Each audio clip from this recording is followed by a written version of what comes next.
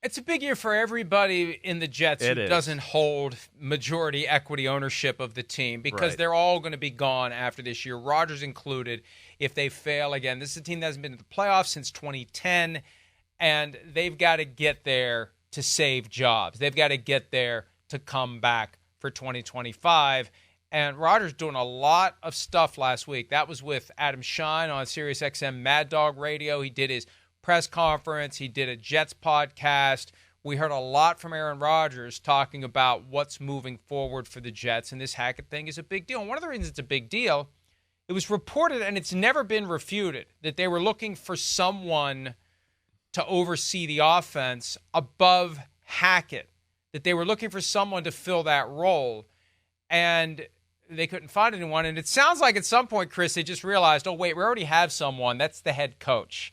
We're going to have the head coach more involved in overseeing the offense. Yeah, well, that makes sense. The overseer of the offense, an outside entity that might not be, part of the coaching tree. Any familiarity with Nathaniel Hackett and Aaron Rodgers? I don't know. That doesn't seem like a recipe for success, in my opinion. Wait, the overseer who's not calling the plays and doing stuff like that is all of a sudden going to tell Aaron Rodgers what to check to and do stuff like that? That seemed like it would have been a disaster. So, hey, they made their bed. This is what they wanted. They wanted Rodgers and Hackett. Let it ride. And like we talked about, it wasn't fair to Hackett last year in a lot of ways anyways. Things were all messed up, right? So that's not fair. But, yeah, it's good to hear that Robert Saleh is looking over that side of the ball. I think defensive coaches make that mistake a little too much where they just insulate themselves in defense. Now, I know offensive coaches, hey, we know there's offensive head coaches that are like that too, but, they usually have a good feel for what their team is doing on defense and kind of keep, a pulse on things a little bit. Defensive coaches sometimes just go, hey, offense, do your thing. Do your thing. Don't turn it over. Do your thing. Right? That's kind of their thing here. But I think Robert Saleh knows this is a big year. They got to get things right, and he wants to make sure proper things are being said in meetings and the proper messages are getting across to the players. Well, let's be clear on this. Yeah. This is something that was being discussed hotly over the weekend on the PFT Live text chain. Yeah.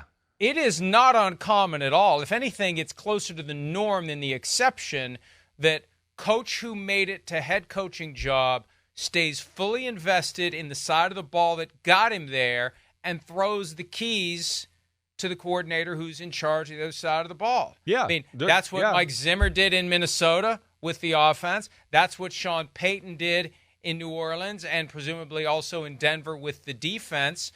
I am the guy that's in charge of this half of the ball, and I trust this other person to run it. Hell, that's how Sean Payton got himself suspended for a year.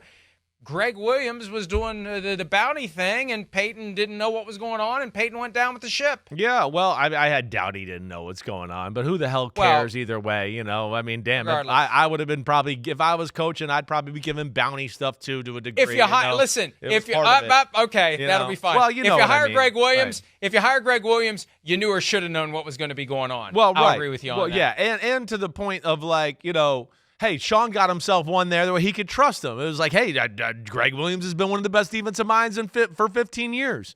But I don't think Sean was ever just like, hey, go ahead, do whatever you want. I think he was still in meetings going, wait, Greg, that doesn't make sense against this team. They're going to do this to us. Let's think about this a different way. I think that's what all the great coaches do to a degree. Right? I know Belichick wasn't just like, hey, Josh McDaniels, do whatever you want, right? Well, Belichick is the one guy that mastered all three phases. Well, I think Shanahan and McVay and coaches like that, and Andy Reid also have a I think they have a very big part of the overall feel of what their team is doing and their game plan that way. I do. I think they are. I think they know what's going on, the approach, and they want to know what they're going to do on a weekly basis. Do they get into the nitty-gritty details? No.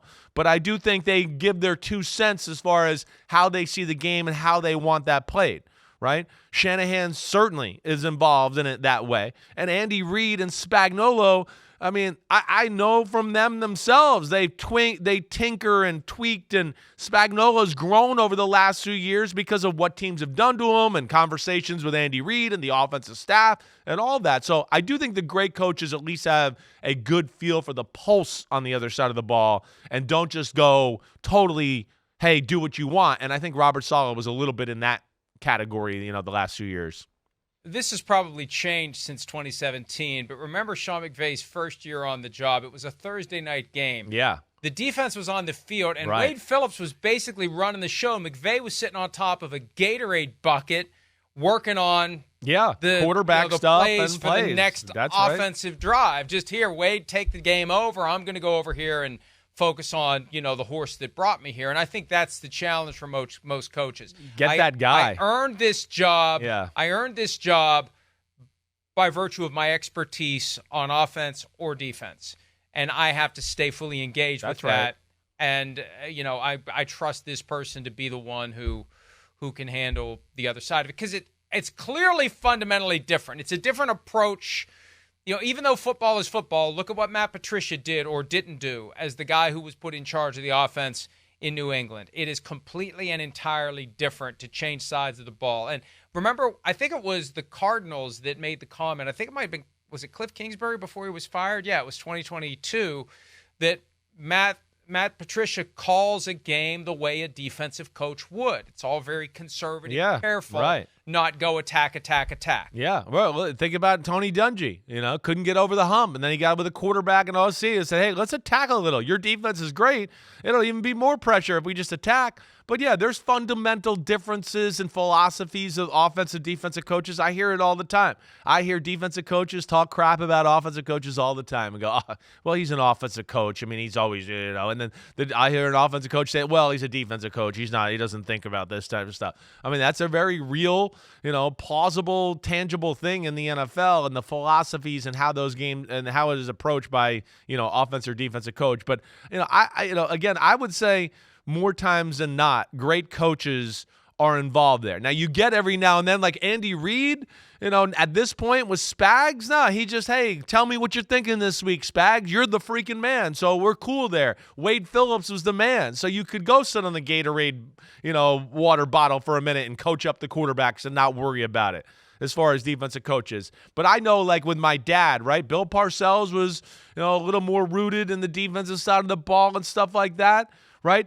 I can still remember my dad coming in, telling the story like they're playing the Philadelphia Eagles, right? And Bill always knew what the offense was trying to do and the philosophy or whatever else, and of course was on everything.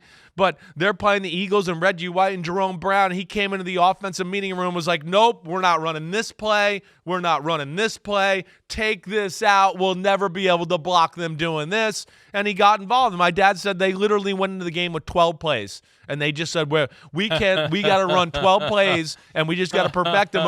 And they won the freaking game. And my dad said literally they were running off the field with coaches after the game going, can you believe it? Can you believe we beat them, the Eagles, with 12 plays? But Parcells saw that. And the great coaches have a good feel for both sides is what I'm saying.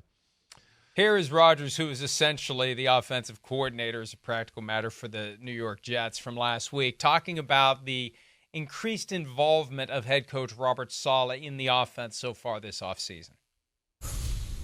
Robert, to his credit, has taken a deeper role in the offense. One of his best qualities is the ability to defer, and allowing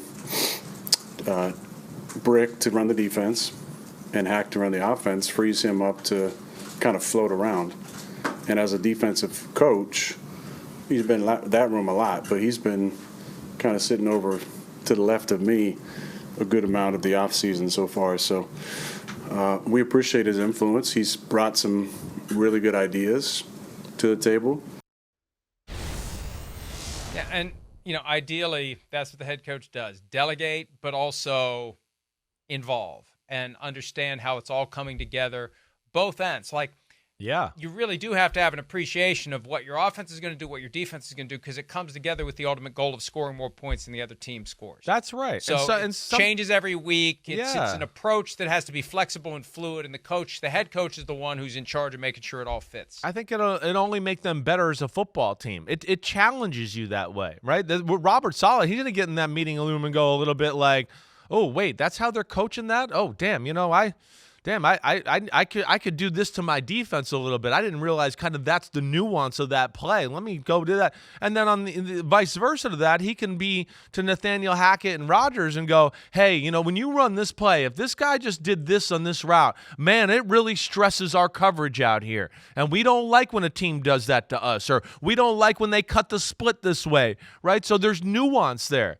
You've heard me say before, a lot of what Josh McDaniels, the Patriots offense, is built on is Belichick.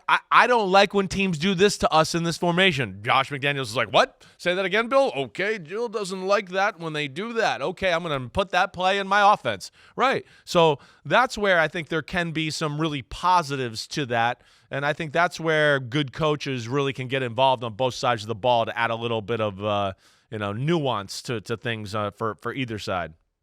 And the bottom line continues to be, if they don't turn it around this year, everyone is going to be gone, including Rodgers. Rodgers said it himself in his press conference on the way out the door to end the 2023 season. They will move on, and they will start over, and they will yet again reset and hope that they can finally get the right formula in New York to get back to a Super Bowl for the first time since Super Bowl III. Hi, it's Mike Florio. Thanks for watching PFT on YouTube. Hit subscribe for the latest news and analysis from Pro Football Talk.